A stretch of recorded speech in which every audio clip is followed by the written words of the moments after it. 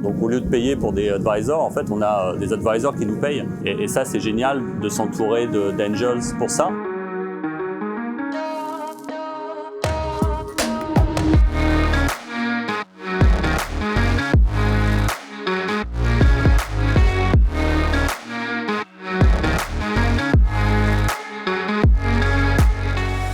Bonjour et bienvenue à ce nouvel épisode de Singapour Bonanza, une série de Scale-Up Masterclass pour les CEO de startups qui souhaitent faire grandir leur business en Asie-Pacifique. Je suis Julien Condamine, directeur général de Co-Creation Lab. Notre raison d'être à nous, c'est d'aider les entreprises à se réinventer pour qu'elles réussissent leur transformation digitale, humaine, écologique et commerciale. Je suis aussi un membre hyper actif de la French Tech Singapour, l'un des hubs d'affaires les plus dynamiques en Asie. Aujourd'hui, on est à Geylang, l'un des quartiers les plus populaires de Singapour, qui garde un cachet incroyable d'ailleurs grâce à son héritage et qui grouille de vie. L'endroit parfait donc pour rencontrer une scale-up fondée ici par deux Français que vous connaissez forcément si vous êtes entrepreneur à Singapour, mais peut-être pas encore si vous n'êtes jamais venu. On parle évidemment de Slick, le corporate secretary digital le plus efficace de la ville et de l'île. Et nous allons rencontrer aujourd'hui l'un des deux cofondateurs et le CEO, Julien Labruyère, qui vit justement dans le quartier. Slick a été cofondé en 2017 par Julien et Adrien Bartel, l'un des cofondateurs de la French Tech Singapour.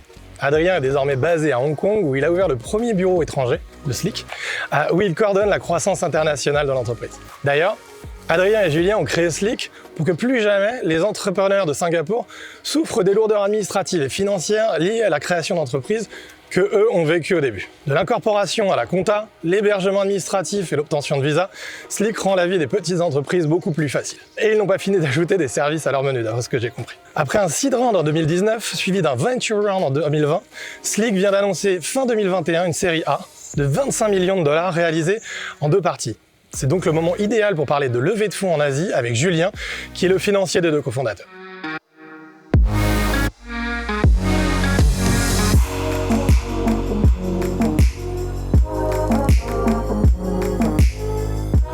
Bon, Julien, c'est cool qu'on arrive à se retrouver. Busy times pour Slick en ce moment. Ravi de pouvoir te catcher un petit peu de bon matin pour avoir des insights. Avant qu'on commence, et pour notre audience qui ne connaît pas encore forcément Slick, surtout s'ils ne sont pas encore à Singapour, est-ce que tu peux nous dire un petit peu ce que c'est Slick et ce que vous faites? Oui, bien sûr. Donc Slick, c'est une startup qui aide les entrepreneurs et les SMEs et les startups à démarrer leur activité et à grandir. Donc on s'occupe des statuts juridiques, on s'occupe de tout ce qui est compliance, donc la comptabilité, les taxes, le payroll, et on fournit aussi une offre de néobanque à nos clients qui viennent de créer leur société et qui ont hâte d'avoir un compte en banque pour commencer à facturer leurs clients et payer leurs fournisseurs. On peut ouvrir un compte en banque, ça y est, avec Slick, avoir une carte. C'est ça, okay. Ouais. Cool. Ouais. Et depuis que vous avez fondé la boîte, donc c'était en 2017, c'est ça? C'est ça. Donc depuis 2017, ça a été quoi les grandes étapes un peu de la croissance de Slick? Schématiquement, c'est qu'on a commencé par faire que l'incorporation en termes de produits. Les grandes étapes de produits, c'est l'incorporation au tout début, donc aider les gens à créer leur société. Après 2 ans, les clients adoraient ce qu'on faisait, donc par le bouche à oreille, et ils nous disaient « Ouais, j'aimerais bien aussi que vous fassiez le reste de ma paperasse, qui est les taxes, la compta, payroll ».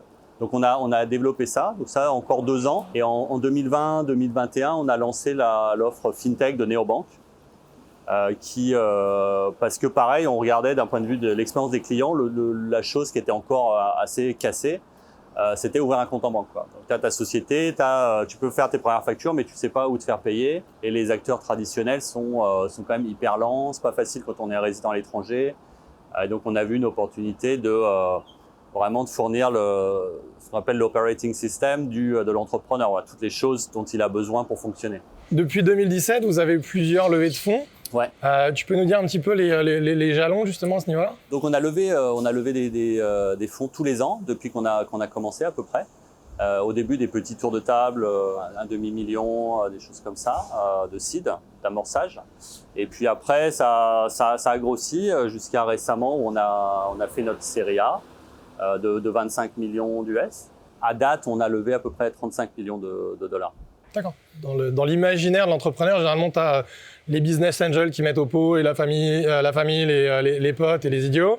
Ensuite, tu as ton seed round officiel et après, tu as la Series M. Et vous avez eu un espèce de rang entre les deux, c'était quoi? Nous, on n'a pas eu, alors on a de la chance, on n'a pas eu d'idiots, on a eu que des amis, de la famille. Vous n'avez pas eu les idiots? Non, pas les idiots, on est chanceux. Que des gens sympas. Donc nous, vraiment, ce qu'on a toujours cherché, c'est de s'entourer de gens, qui soient bienveillants, qui jouent pas à l'argent de l'éducation des enfants, des gens qui soient tranquilles avec l'investissement, parce que c'est un parcours semé d'embûches et il faut que l'argent soit patient quand on investit dans des startups. Donc ça, c'était le premier point, des gens qui savaient ce qu'ils faisaient, et surtout des gens qui avaient des réseaux, des skills particulières, de marketing, de lawyer. Donc on a essayé de mapper les gens dès le début. En fait, de tout début. Et on a fait que rajouter des gens avec des nouvelles skills, avec des nouveaux profils qui nous aidaient à avancer, qui nous conseillaient tout simplement. Donc au lieu de payer pour des advisors, en fait, on a des advisors qui nous payent. Et ça, c'est génial de s'entourer d'angels pour ça. C'est qu'il y a des gens qui sont passionnés du business. Quand tu as 30 ou 40 angels, comme c'est notre cas, en fait, c'est 30 ou 40 VRP qui vont porter la bonne parole dans leur cercle. Et comme c'est des gens plutôt seniors avec des gros carnets d'adresses, au final, tu bénéficies de cet aspect bouche à oreille et d'endorsement de gens qui ont des super CV, quoi. Ils sont d'accord pour que tu les appelles VRP ou on peut les appeler ambassadeurs? Ambassadeurs, c'est mieux, t'as raison. Et là, donc en décembre, vous avez conclu une nouvelle levée de fonds, celle de 25 millions, la série A.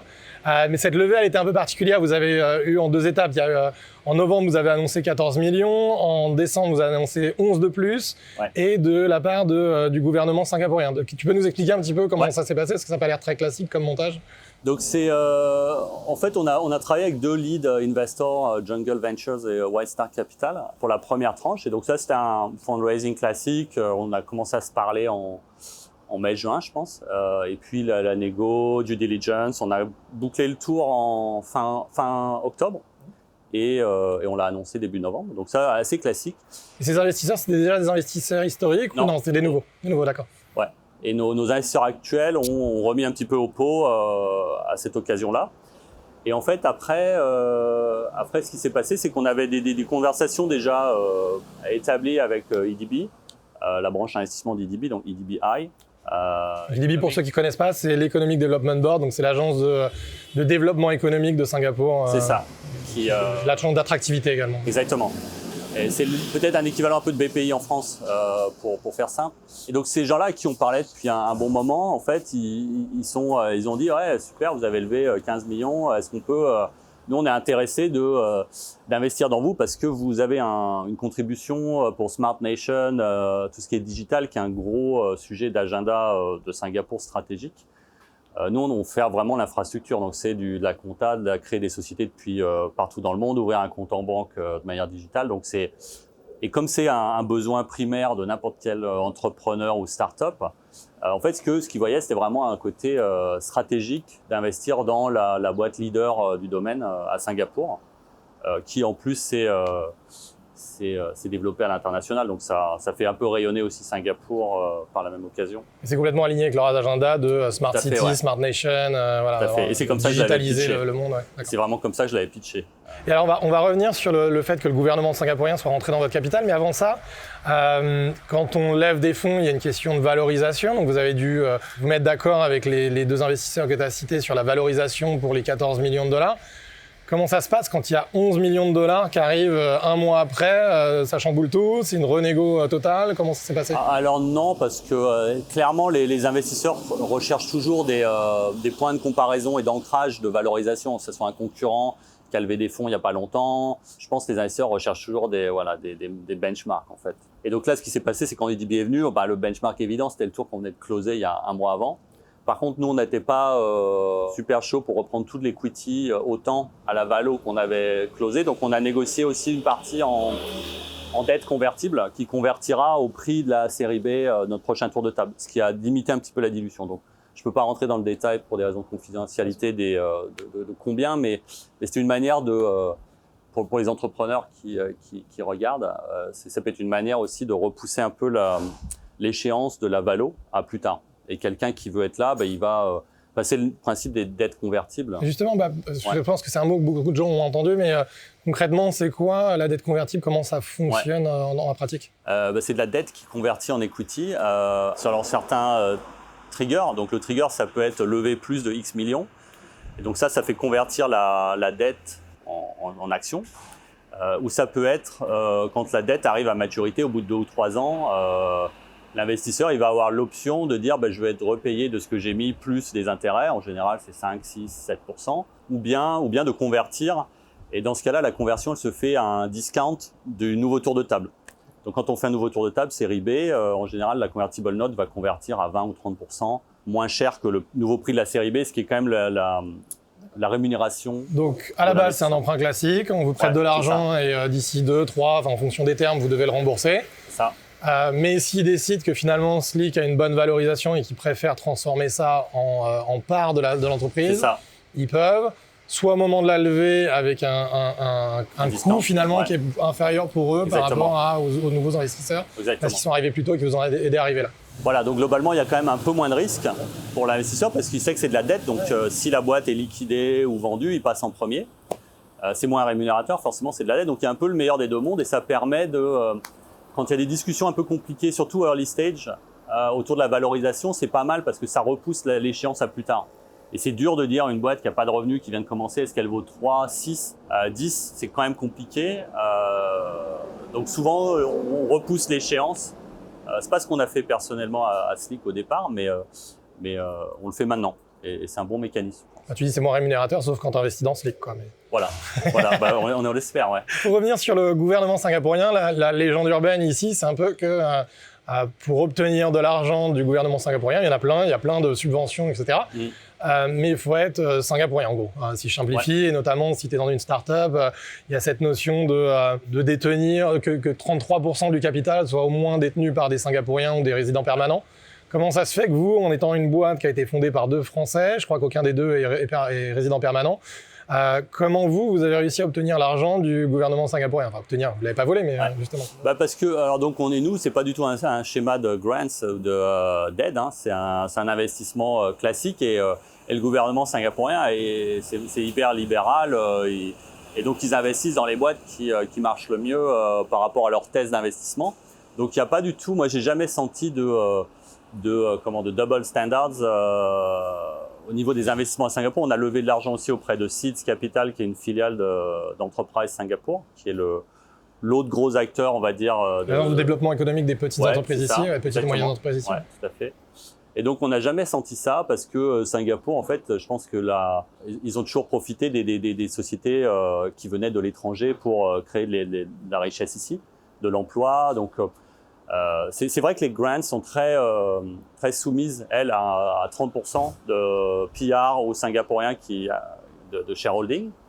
Mais ça, nous, on n'a jamais pris de grants nulle part. On a pris des investissements. Donc, free money du gouvernement, effectivement, il faut que tu sois singapourien ou que tu aies une boîte qui soit détenue par des Singapouriens. Par contre, en revanche, pour l'investissement, il n'y a pas de règle, c'est pragmatique. Vous êtes une boîte qui est installée ici, vous faites le bien pour la ville. On a envie d'investir sur vous. Exactement, et ça, c'est génial. On sent vraiment pas, on est vraiment dans une ville-monde où je suis même pas sûr que le fait d'être français ou quoi soit un sujet. En fait, je suis même pas sûr qu'ils aient vraiment pensé à ça. Ce qui regarde beaucoup, c'est en tant qu'investisseur stratégique et étatique, ce qui regarde beaucoup, c'est nos projections d'emploi locales, par contre. D'accord. On est environ 220, 230. Donc, on pèse en termes d'emploi localement. On emploie beaucoup de locaux aussi sur des sujets assez de machine learning, de choses comme ça. Donc, ça ils aiment beaucoup, par contre. D'accord. Donc, ça veut dire que potentiellement, si vous n'aviez pas eu autant de locaux dans l'entreprise, ils auraient peut-être été moins enclins à investir chez vous. Tout à fait. Si c'était juste une holding pour domicilier ses taxes, ils n'auraient jamais investi, clairement. Ce qui compte pour eux, c'est vraiment de créer des skills et des assets qui vont durer localement. Vous jouez le jeu, vous apportez de la valeur, vous créez de l'emploi, et donc du coup ils se disent cool, on va vous aider à grandir parce que vous faites le bien. Oui, tout à fait. Ok, du coup super nouvelle pour les étrangers qui veulent continuer leur expansion ici ou qui veulent venir chercher des fonds ici. Savoir que ça fait une option de plus pour aller lever des fonds et une option plutôt avantageuse parce que du coup vous allez en tirer aussi des bénéfices, qui vont vous aider dans votre croissance. Je te propose qu'on se rapproche un peu du centre de Geylang et tu vas nous parler un petit peu plus des étapes. On va rentrer dans le vif du sujet.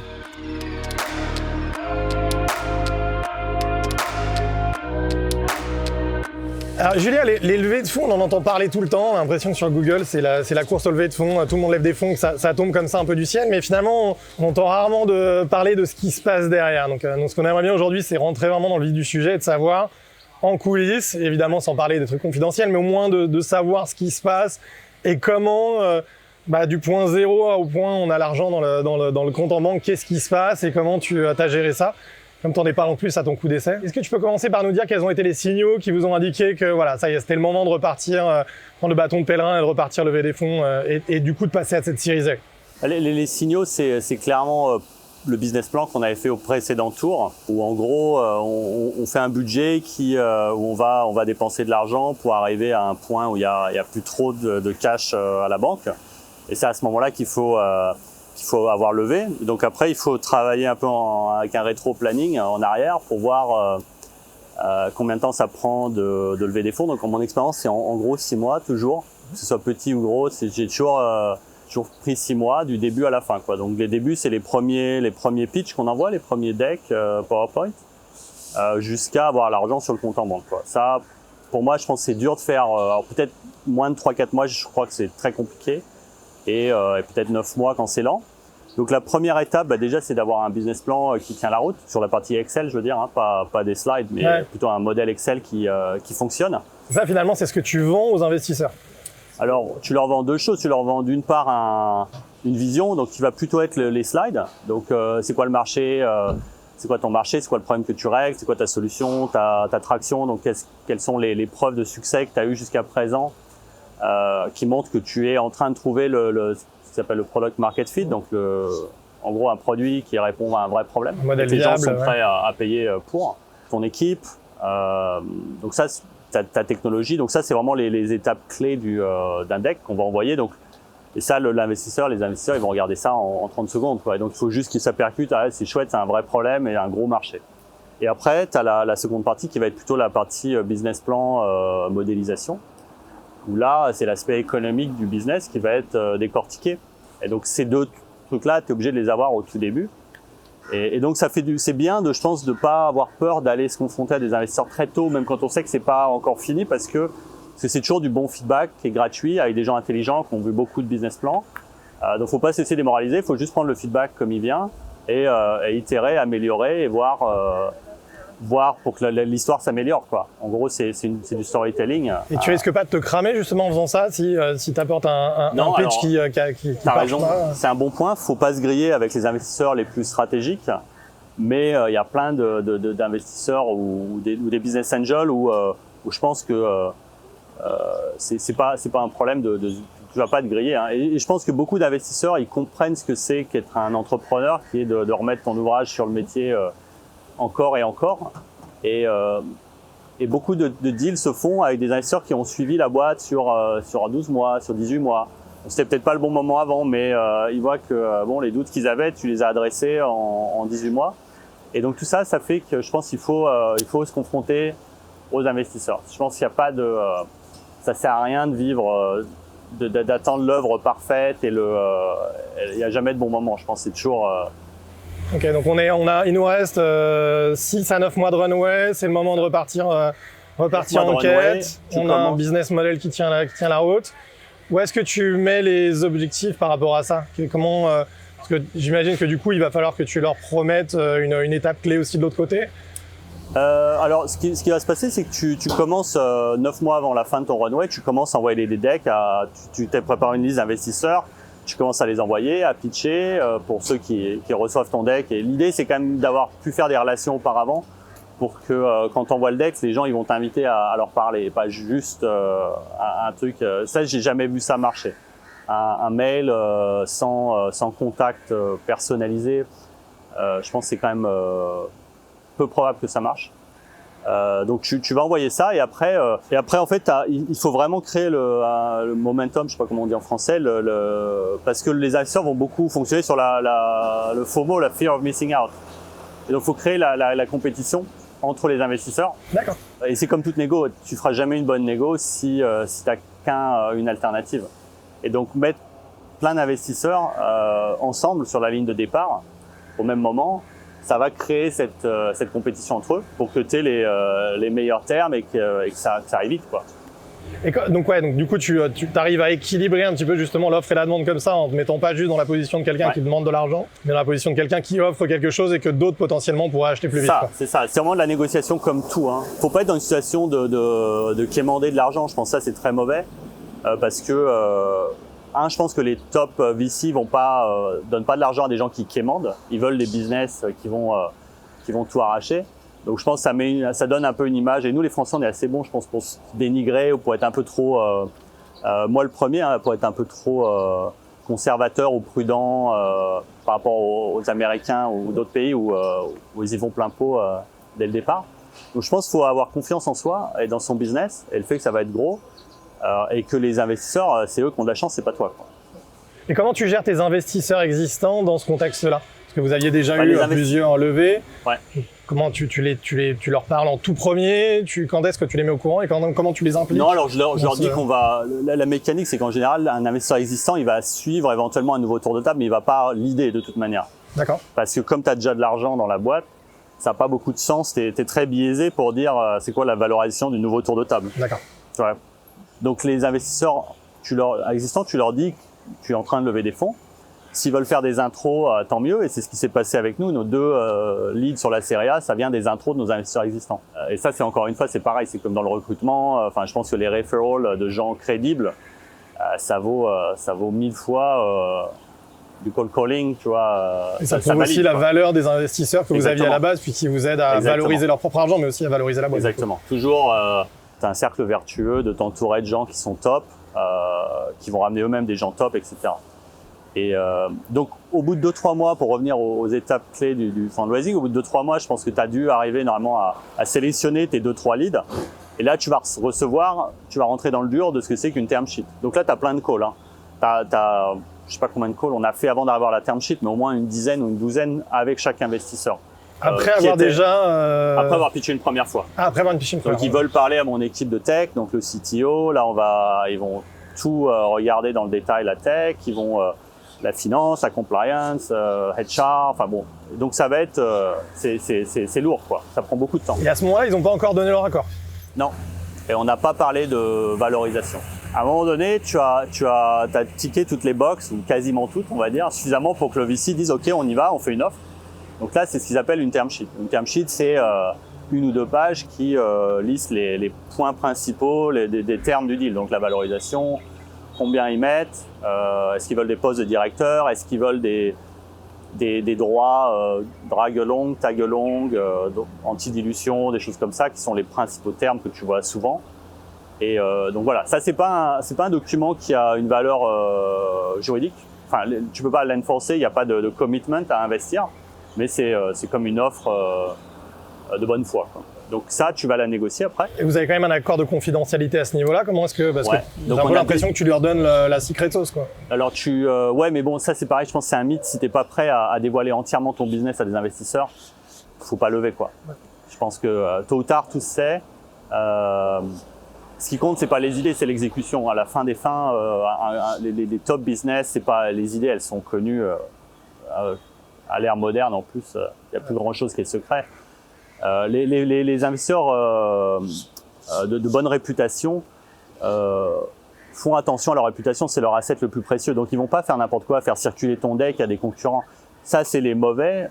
Les investisseurs les plus cheap vont faire ça. Les meilleurs, un Sequoia, pour eux, c'est catastrophique s'il y a une news qui sort dans la presse, comme quoi ils ont leaké un deck d'un compétiteur vers un autre. Ça serait catastrophique pour eux parce que plus personne n'irait les voir. Donc la réputation d'investi, je pense que c'est ce qu'ils ont de plus important. Et moi, j'ai jamais eu d'expérience comme ça compliquée sur l'aspect confidentialité. Après, c'est de la vente, hein. Tu montres pas tous tes points les plus faibles. C'est basique, hein. Et tu vas plutôt insister sur tes points forts. Mais globalement, à la fin, tout ça, il n'y a pas d'intérêt à cacher, je pense. Bien sûr. Donc après, voilà, tu as reçu ta première term sheet. Tu vas la négocier. Avec un peu de chance, on a plusieurs, donc tu vas pouvoir faire monter un peu les enchères entre les différents investisseurs. C'est le jeu d'en avoir plusieurs. C'est quoi? T'essayes plutôt de faire monter le ticket ou de faire baisser la dilution ou ça dépend un petit peu de ce qu'on t'a offert? Plutôt une question de faire monter la valorisation. Mais à la fin, ce qui va se passer, c'est que tu vas aussi, et je pense que c'est ce que j'ai appris au fil des exercices, c'est pas de regarder que la valorisation. Les termes, c'est hyper important. C'est peut-être le plus important par rapport à la valorisation. Tu as envie d'avoir des termes avec ton investisseur qui alignent les intérêts des uns et des autres pour pas qu'à un moment donné, une partie soit sont intéressés à faire n'importe quoi au détriment des autres. On va vraiment regarder, c'est le moment où c'est le contrat que tu lis dans toutes les lignes 14 fois. Est-ce que tu as donné le contrôle à tous à tes investisseurs, etc. Donc tout ça, c'est des choses très très importantes qui sont très techniques. Donc là, il faut se faire accompagner par un avocat. Si on l'a jamais fait, c'est vraiment du juridique pur et dur et le diable est dans les détails vraiment. Donc ça, je pense que c'est l'investissement intelligent à faire quand on lève des fonds, c'est prendre un bon avocat qui a l'expérience des levées de fonds. Super. Bah, on va parler de ça un petit peu plus tard, mais juste avant ça, peut-être la dernière question par rapport au process. Et tu me parlais d'habitude, ça prend 6 mois. Et là, faut pas oublier qu'il y a quand même une pandémie. Vous avez levé en plein milieu du plus gros chaos international qu'on a vu dans notre génération. Ça n'a pas un peu affecté le process, tout ça? Non, on a eu de la chance parce qu'on est arrivé après 1 an de Covid quand même. Donc, je pense qu'il y a eu un gros freezing les premiers 6 mois où il n'y a rien qui s'est passé. Nous, on a vu des concurrents qui galéraient. Nous, on a eu de la chance de clore notre précédente levée fin 2019. Donc, quand la pandémie a commencé début 2020, on avait les coffres pleins et donc on a juste fait un exercice de étendre notre runway. Donc, on s'est mis en mode un peu défensif, le temps de voir comment ça tournait. Et puis au bout de 6 mois, on a vu que notre business il continue à croître comme si plus même qu'avant en fait. Donc pour nous, c'était un accélérateur de business, le Covid. Par contre, les investisseurs, pendant 6 mois, il s'est rien passé, quoi. Et donc quand on a levé les fonds, on a commencé la discussion au bout d'1 an après le début de la pandémie. Globalement, tout le monde s'était adapté. Et par contre, on a levé ça sans avoir rencontré physiquement aucun des investisseurs. Et du coup, ça veut dire que les investisseurs avaient vachement soif de deal parce que ça faisait 6 mois qu'ils n'avaient rien investi, quoi. C'est ça, ils avaient des fonds à déployer et tout le monde après avoir vu que en fait, le monde, la Terre tournait toujours, on est reparti peut-être même plus vite qu'avant. Je pense qu'il y a encore plus de valorisation, il y a encore plus de fonds, les fonds lèvent encore plus de fonds eux-mêmes, donc ils ont plus d'argent à déployer. Donc c'est un peu, c'est le bon moment d'être un entrepreneur parce qu'il y a des fonds vraiment, il y a beaucoup de fonds disponibles, beaucoup de concurrence entre les VC. Donc je pense que c'est un bon moment pour être investisseur. Et le Covid, tout le monde s'est adapté. Et bizarrement, ça m'a fait drôle de lever 25 millions en n'ayant fait aucun meeting physique. Alors après, on a eu des heures et des heures et des jours entiers ou des semaines à faire des vidéo calls, à donner accès à tous nos systèmes de finances, etc. Donc au final, ça rend peut-être le processus même encore plus objectif. Ouais. De pas être en mode discussion de comptoir. De pas cacher ce qui se passe derrière les rideaux. C'est ça. Là, ils ont une liste, ils déroulent et ils soulèvent toutes les pierres, voir s'il y a rien de caché, quoi. Alors on avait prévenu, on est à Guélan que c'est plein de vie et ça grouille de partout. Peut-être qu'on va en profiter pour se retirer dans un endroit un peu plus calme et on va continuer notre discussion. Très bien.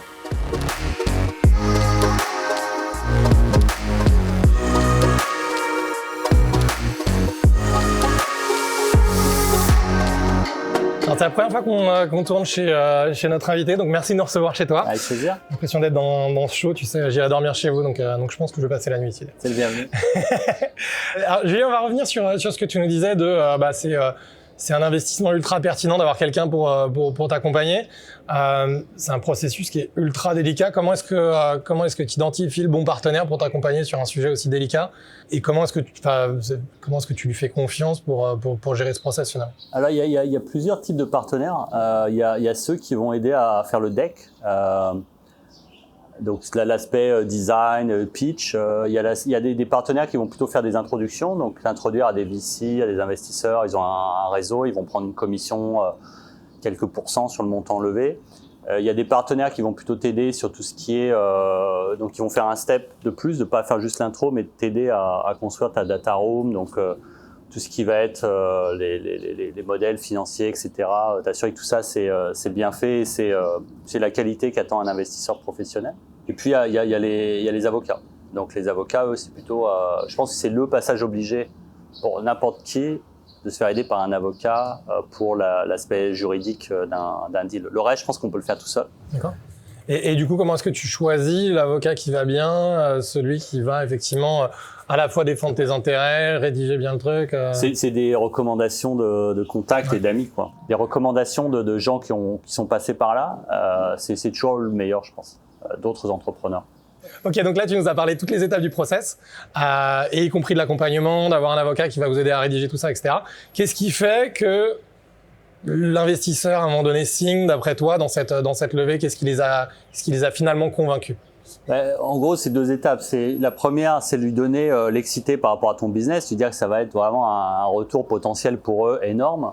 Et en deuxième phase, c'est leur donner aucune raison de croire que ça va dérailler, quoi. Donc, tu es vraiment dans une phase d'excitation et après, c'est ne pas donner de raison pour que le deal se casse, quoi. Et donc ça va être plutôt l'aspect pas faire de faute, quoi, pas faire d'erreur.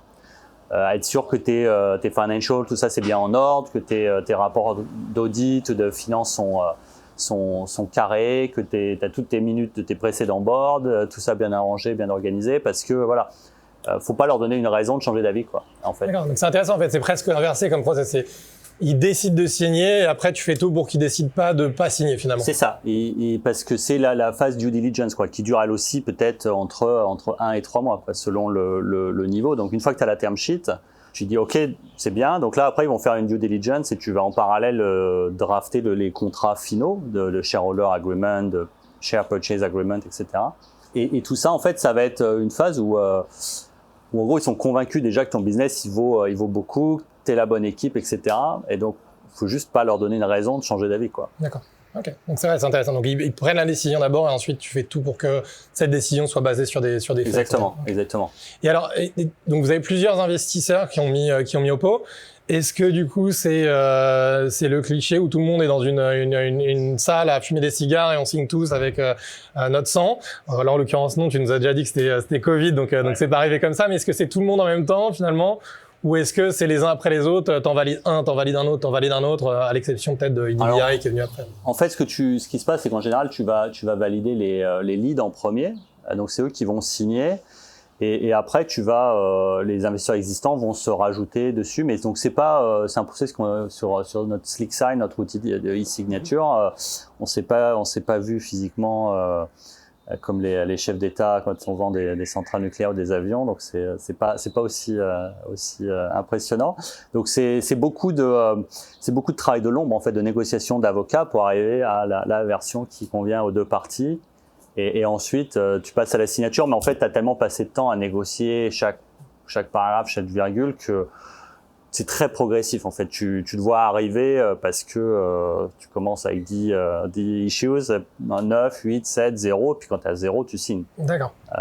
Ça va faire un peu moment cité de la peur, mais c'est 5 contrats que tu signes avec une autre partie ou c'est un contrat que tu signes avec 5 autres parties? C'est vrai que ça fait un peu stylé de la peur. C'est le même contrat que tu signes avec toutes les parties, donc ça c'est l'intérêt des logiciels de signature électronique.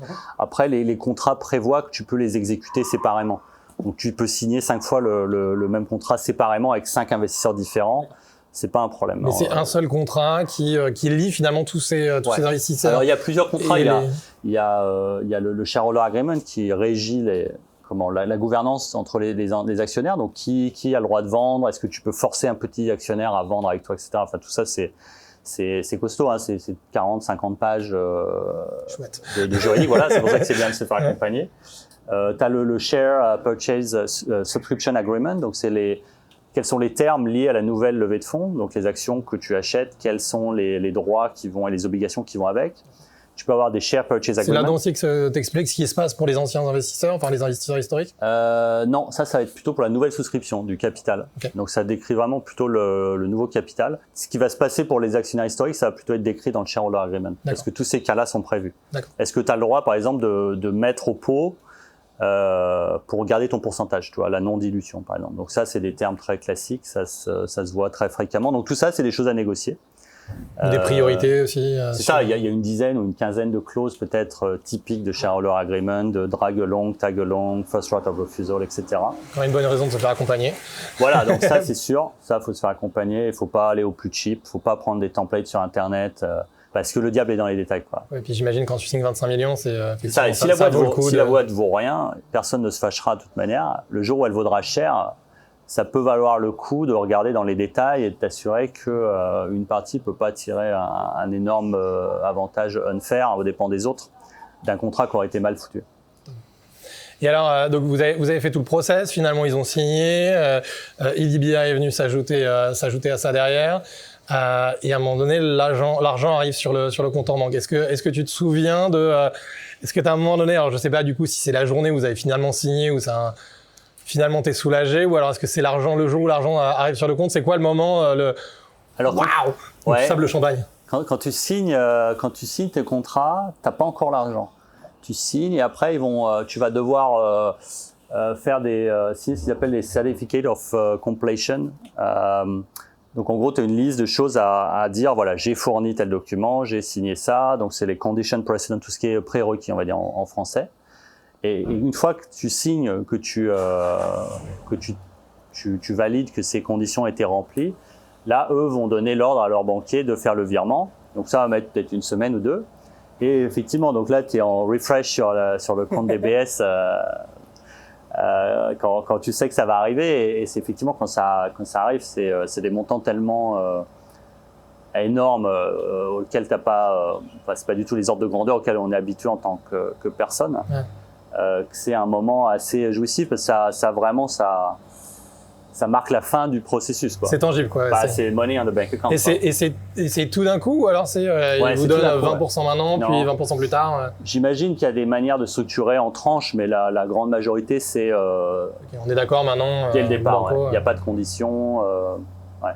Et l'autre question que j'ai par rapport à ça, c'est beaucoup moins sur la partie fun, justement, où tu reçois l'argent. C'est vous avez reçu l'argent, donc maintenant vous avez un contrat avec ces investisseurs. Vous avez promis de délivrer certains objectifs. Qu'est-ce qui se passe si vous vous foirez complètement? Tu disais si par exemple la boîte vaut plus rien. Donc, alors je me dis que c'est jamais complètement, mais voilà, si ça suit pas le plan, marche pas, qu'est-ce qui se passe? Tu vas avoir plusieurs scénarios. C'est il y a je sais pas s'il y a des fraudes ou quelque chose, tu vois, ou quelque chose que tu avais dit qui est pas exactement la réalité. Je pense que ça peut les investisseurs vont pouvoir récupérer leurs gains. Toi, en général, tes cautions sur tes parts au moins. Donc, il y a quand même une dimension de responsabilité personnelle en tant que founder. Tu garantis que les informations que tu donnes sont vraies. Donc, si tu foires je pense qu'il y a des bonnes ou des mauvaises raisons de foirer. Si tu foires pour les mauvaises raisons, je pense que ça peut être assez violent, assez juridique. Pour des bonnes raisons... Mauvaise raison, tu dis si c'est quelque chose de malhonnête, par exemple. Voilà, malhonnête, okay. Exactement. Et bonne raison, ça va être le reste, même s'il n'y a pas vraiment de bonne raison de foirer, mais ça va être un marché qui se retourne. Tu vois, les gens qui étaient dans les hôtels au moment du Covid, c'est pas de leur faute. Dans ce cas-là, tu vas plutôt travailler, si c'est des VC intelligents, je pense qu'ils vont essayer de te supporter. S'ils le sont moins, tu peux avoir une approche qui est plutôt de se mettre à l'abri et ils vont peut-être vouloir se débarrasser de toi, quoi. Ça peut arriver, j'ai entendu parler de cas comme ça où sous la pression, un business plan qui suit pas son cours, l'investisseur qui a mis 10 millions, il doit aussi rendre des comptes. Et s'il pense que l'équipe de management, les founders sont pas au niveau ou font pas ce qu'ils sont censés faire, à la fin, un board, son job, c'est de virer ou d'embaucher le CEO. Parmi d'autres, mais je pense que c'est ça sa principale responsabilité. Donc, si tu fais pas le job comme CEO, tu sais que c'est comme un sales qui fait passer ses targets. Hein. Et des fois, il y a des bonnes raisons pour lesquelles tu peux comprendre que tu es en échec, et puis d'autres fois, non. Donc voilà, donc si on juge que tu n'es plus qualifié pour l'idée de la boîte, c'est ça. Merci, au revoir, on va mettre quelqu'un à ta place. Et par contre, tu gardes tes parts dans ces cas-là. Alors, ça peut être compliqué parce qu'en général, un investisseur va demander à ce que tes parts, elles vestent dans le temps.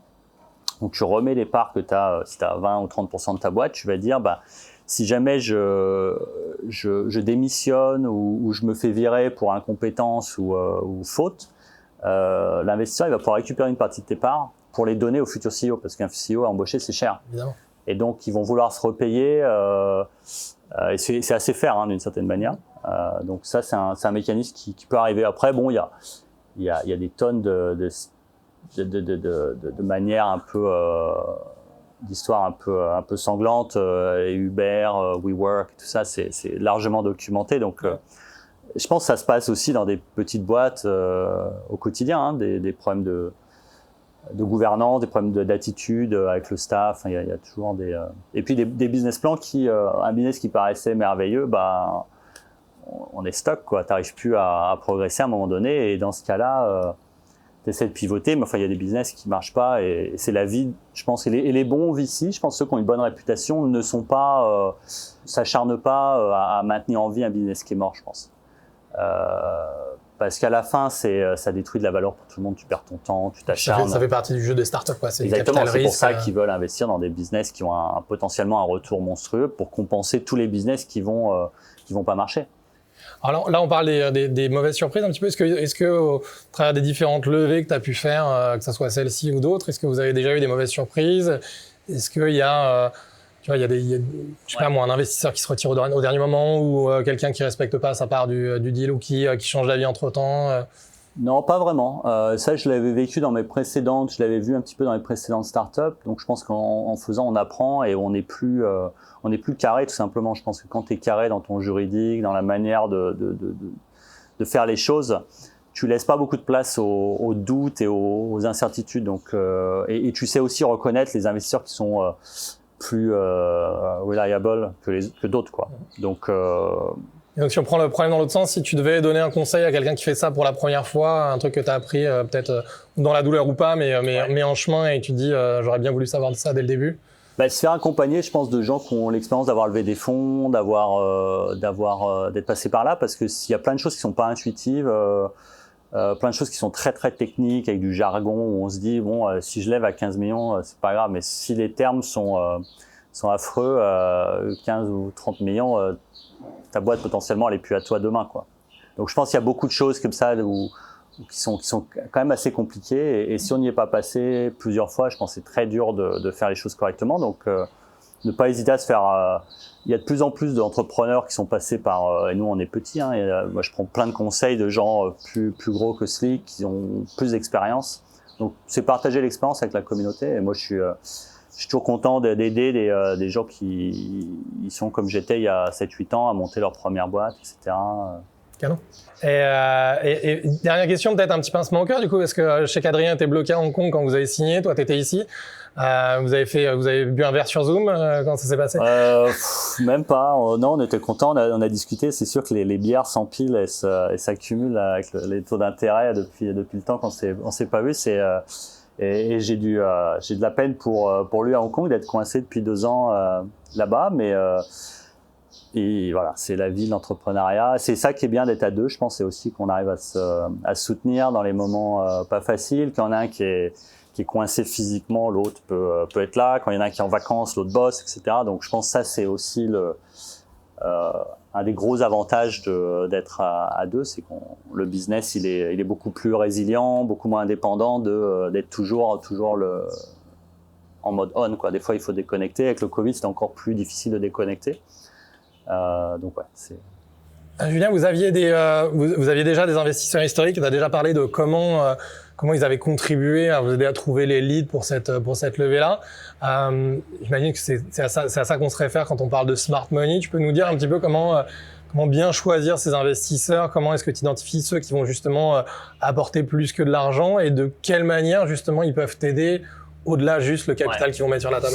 Donc le smart money, je pense que c'est à différents niveaux, déjà en termes de montant, parce que quand on lève de l'argent avec EDB, vu notre business, c'est smart money, parce qu'on n'attend pas que l'argent, mais on attend aussi des introductions et de l'aide avec les gouvernements ici, etc. Donc le smart money, c'est pas que, je pense, pour les business angels, même si on entend plutôt souvent ça pour des business angels. Et donc quand on parle de business angels, les smart money, c'est vraiment trouver des skills qu'on n'a pas en magasin. Et au lieu de payer des advisors, moi j'aime me dire que je vais essayer de convaincre quelqu'un d'investir dans mon business qui a des skills qui seraient hyper utiles. Et donc je le paye pas, c'est lui qui paye pour venir dans ma boîte et qui va me conseiller gratuitement. Et donc ça on l'a fait au tout début avec des gens qui ont des CV longs comme le bras, qui ont des expériences super impressionnantes en marketing, en tech, en légal. Donc tu essaies de trouver. Ça peut être un carnet d'adresses aussi, j'imagine. Ou... Ouais, c'est ça. Bon, en général, les gens qui ont beaucoup de background sont très bien connectés. C'est pas des gens tout jeunes, hein. Donc tu trouves des gens expérimentés dans des domaines qui sont intéressants pour ton business. Nous, c'était juridique, comptable, des CFO. Tu vois, on a des CFO de boîtes listées. On a des CEO, des entrepreneurs tech, fintech même dans le paiement. On a réussi à faire cette galaxie en fait d'actionnaires sympas. Déjà, ils sont patients, ils comprennent ce que c'est qu'investir leur argent, donc ils sont pas à réclamer un retour immédiat. Donc, je pense que c'est important aussi de savoir au début, ne pas lever de l'argent auprès de gens qui vont devenir potentiellement toxiques. Ouais. Je pense qu'il faut être raisonnable et que les gens qui investissent aussi n'investissent pas l'argent de l'éducation des enfants, quoi. C'est pas un prêt à la consommation, quoi. Exactement. Il faut vraiment le faire calmement et essayer de s'entourer de gens qui ont déjà investi, qui ont l'habitude d'avoir perdu éventuellement, ou un plan qui se déroule pas, qui se déroule avec accro, pas comme l'agence touriste. Donc ça, c'est le smart money, voilà, c'est vraiment ça, c'est trouver des gens qui sont intéressés au business, qui ont envie d'y passer du temps, envie de donner des conseils, et voilà. Qui et vont apporter... permettre de grandir toi aussi. Exactement. En tant que leader, quoi. Exactement. Et nous, on a énormément grandi, Adrien et moi, grâce aux investisseurs qu'on a ramenés aux différents tours, qui à chaque fois ont amené, pour symboliquement, mais c'est des plus en plus gros poissons, quoi. Ouais. Donc c'est des gens qui ont ils regardent pas les mêmes choses d'un business. Et au tout début, tu as envie d'avoir des founders, des gens qui sont vraiment des gens qui font passer de 0 à 1. Et puis après, le profil 1 à 2, tu vois, de devenir plus crédible, c'est pas le même type de skills ou d'expérience que tu vas rechercher. Et ça, je pense que c'est un des facteurs clés de succès de Slick, c'est qu'on a bien su s'entourer d'un groupe, une quarantaine quand même d'angels au fil des années, qui nous ont tous aidés plus ou moins à un moment donné. De ce point de vue-là, pour enchaîner sur le smart money, je pense que ce qu'il faut se dire, c'est que c'est beaucoup plus important de regarder la qualité que la quantité, quoi. Le montant levé, les valorisations, pour moi, c'est vraiment, c'est pas la clé, c'est pas le nœud du problème. C'est sûr que ça optimise, mais le succès, il est assez binaire, en fait. Et pour maximiser tes chances d'être successful, je pense qu'il faut être bien accompagné avec des bons termes, avec des investisseurs fairs et des termes fairs dès le départ. Et ça augmente tes chances d'être successful. Après, quand tu es très successful, que tu es 17, 25%, c'est négligeable, je pense, parce que tu es déjà successful. Et c'est tellement difficile d'y arriver, à mon avis, tu vois, d'avoir une exit, de faire un super business, que je pense que c'est plus rentable ou plus valable d'optimiser tes chances d'être successful que d'optimiser ta valorisation ou ta dilution. D'accord. Mais du coup, comment est-ce que parce que ça reste des chiffres que tu dois déterminer, que tu dois identifier, hein, c'est comment est-ce que tu mets le montant qui va bien et comment est-ce que tu détermines la dilution en fonction? Est-ce que c'est toi qui choisis? En gros, à chaque tour de table, quand tu vas faire un tour de table, tu vas diluer ta boîte de 10 à 20%. C'est la norme. Donc, chaque tour de table, 10 à 20%. Donc, quel que soit le montant. Ouais. En général, c'est un investisseur, il veut 10%. Et si tu en as 2, ça va faire 20. Donc, ce qui va se passer, c'est que à chaque fois que tu lèves des fonds, tu vas diluer ta propriété de 20%. Donc, si tu avais 100, tu n'as plus que 80.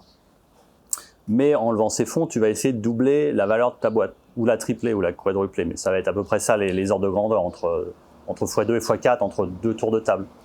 Donc, tes parts qui étaient 100, qui sont devenues 80, elles deviennent 160 ou plus, ou 240. Donc, au final, tu es quand même gagnant d'un point de vue le gain de valorisation que tu fais compense la dilution. Mais du coup, comment est-ce que tu fais? Et là, la question, c'est peut-être justement là, pourquoi cette fois-ci, c'est une série A qui est beaucoup plus importante que les autres levées que vous avez fait avant? Parce qu'on avait suffisamment de traction, de track record, de revenus pour justifier à des investisseurs d'avoir une valorisation assez élevée qui nous permet de leur donner une vingtaine de % pour en échange de l'argent qu'on a levé. C'est vraiment la traction et c'est aussi ça aussi il n'y a pas de levée de fonds s'il n'y a pas de business model. Je veux dire, à la fin des fins, il y a beaucoup de gens qui pensent que les investisseurs font n'importe quoi, que c'est facile aujourd'hui de lever des unicorns et tout. Non, je pense que c'est pas facile du tout. Il faut quand même avoir un business avec des fondamentaux solides de vente, de marge, etc. Une équipe qui est expérimentée. Julien, je crois que tu as quelques calls sur le feu pour justement continuer à faire grandir le business. Du coup, on va te laisser. Merci beaucoup pour tous ces insights. C'est un plaisir de partager. Et on espère que ça va aider beaucoup d'entrepreneurs, soit à monter leur boîte ici, soit à venir lever des fonds en Asie. Ouais. Bon, écoute, on est ravis d'apporter notre pierre à l'édifice et d'aider la communauté. Merci beaucoup, Julien. Merci. À bientôt. Salut, Julien. And that's it, nous voilà de retour au studio. On espère que vous avez apprécié ce nouvel épisode de Singapour Bonanza. Cette fois-ci sur la levée de fonds à Singapour avec Julien Labruyère, co-founder et CEO de Slick. Nos takeaways, les voici. Donc une levée de fonds, c'est avant tout un travail collectif. C'est pas une tournée organisée en solo par le CEO ou le co-founder. Investir dans les bons partenaires vous aidera d'ailleurs à atteindre vos objectifs. Un designer pour le deck, des gens pour vous aider avec des introductions auprès des investisseurs, la préparation de la data room, des avocats pour la partie légale et notamment dans la conclusion du deal, c'est indispensable. Appuyez-vous sur les recommandations de vos proches, mentors, board members, des amis entrepreneurs qui sont au même stade de maturité ou encore plus avancés, encore mieux, pour trouver les bons partenaires. C'est une runway, pas une dryway. Une levée de fonds prend généralement autour de 6 mois, indépendamment du montant levé d'ailleurs. Peut-être un peu moins, si vous avez de la chance, mais pas beaucoup. Mais peut-être aussi plus si vous n'avez pas de chance, ou sur des marchés compliqués comme ceux qui pointent à leur nez pour la fin 2022, ou tout simplement si vous n'êtes pas encore prêt. Faites donc votre rétro-planning en conséquence pour vous assurer de ne pas arriver à court de cash pendant la levée. Cela vous mettrait dans une situation super délicate et vous obligerait à accepter des investisseurs ou des termes qui sont pas forcément désirables. Il faut séduire avant de lever des fonds. Comme toute activité qui demande un réseau, il vous faudra construire une relation avec vos investisseurs avant le moment de la levée des fonds. Il ne s'agit pas d'envoyer un deck à une liste d'emails anonymes 6 mois avant d'être à court de cash, mais bien de contacter des gens que vous connaissez déjà et surtout qui vous connaissent déjà, qui vous ont vu évoluer, qui connaissent votre historique de performance. C'est ça qui va déterminer leur intérêt à potentiellement investir. C'est aussi ce qui vous permettra de récolter du feedback tôt et de faire évoluer votre modèle et votre pitch par rapport au feedback que vous recevrez afin de rassurer les investisseurs lorsque vous les rencontrerez à nouveau. Une levée de fonds, c'est une compétition d'investisseurs. Rappelez-vous que vous n'êtes pas là pour quémander de l'argent, mais bien pour leur offrir une opportunité d'investissement. Certes risqué, mais avec un fort potentiel de retour sur investissement que vous avez soigneusement préparé. Votre position dans la négo est très importante en ce sens. Donc aligner plusieurs investisseurs stratégiques sur la ligne de départ, ça vous permettra d'assurer une position forte en les mettant en compétition, et donc de garder une timeline serrée pour votre levée. Et une fois que vous les avez intéressés, votre job consiste à ne leur donner aucune raison pour reculer. Aucune raison de ne pas signer ce deal-là. Ça vous donnera les meilleures opportunités, les meilleurs termes et les meilleurs investisseurs potentiels. On parle souvent de smart money. L'idée, c'est d'avoir des conseillers qui vous payent. Le secret de la levée de fonds, celui que personne ne connaît, c'est de trouver des advisors qui souhaitent vous payer plutôt que de payer pour avoir des advisors. Business Angel, VC ou même banque d'investissement public, entourez-vous d'investisseurs capables de vous conseiller et de vous aider à grandir, pour faire travailler leur argent, plutôt que d'ignorants qui jouent le budget éducation de leurs enfants et qui risquent de paniquer au moment de stress sans apporter de vraie valeur, sans vraiment vous aider à grandir. Il existe différents leviers de financement, plusieurs manières de lever de l'argent, explorez-les et choisissez ceux qui fonctionnent le mieux pour l'entreprise en fonction de votre moment de croissance. Un bridge avec des investisseurs existants peut permettre d'atteindre une étape clé et par là permettre une meilleure série A par exemple. Des convertible notes peuvent vous permettre d'ajouter un partenaire stratégique à une levée une fois que vous avez déjà fermé le deal, sans revoir toute la term sheet validée avec un portefeuille d'investisseurs existants, ou d'offrir une opportunité moins risquée en période frugale, avant une récession par exemple. Term sheet et valorisation. Si vous arrivez un jour jusqu'à l'exit, et c'est tout le mal qu'on vous souhaite, c'est la term sheet qui va réellement impacter la vie de toutes les parties impliquées, beaucoup plus qu'une valorisation plus ou moins arbitraire à un moment donné dans le temps. Cette term sheet, c'est potentiellement le contrat le plus important que vous allez signer dans votre vie. Et donc certaines clauses peuvent influencer fortement votre futur et celui de vos collaborateurs. Le diable se cache dans les détails. Prenez un avocat, et un bon, pour vous accompagner et prendre soin d'étudier la signification des termes proposés par vos investisseurs. Voilà, c'est tout pour aujourd'hui. On espère que vous avez encore passé un bon moment avec Singapour Bonanza et surtout que vous avez appris des trucs utiles. Grâce à Julien Labruyère, CEO co-founder de Slick, sur comment lever des fonds depuis Singapour pour gérer son expansion en Asie-Pacifique. Si vous êtes prêts à nous rejoindre, entrez en contact, envoyez-nous toutes vos questions, on sera ravis de faire des connexions intéressantes. Mais d'ici là, surtout, likez, partagez avec vos copains entrepreneurs et parlez autour de vous du magnifique potentiel de l'Asie-Pacifique pour gérer son expansion. À très vite sur Singapour Bonanza. Ciao.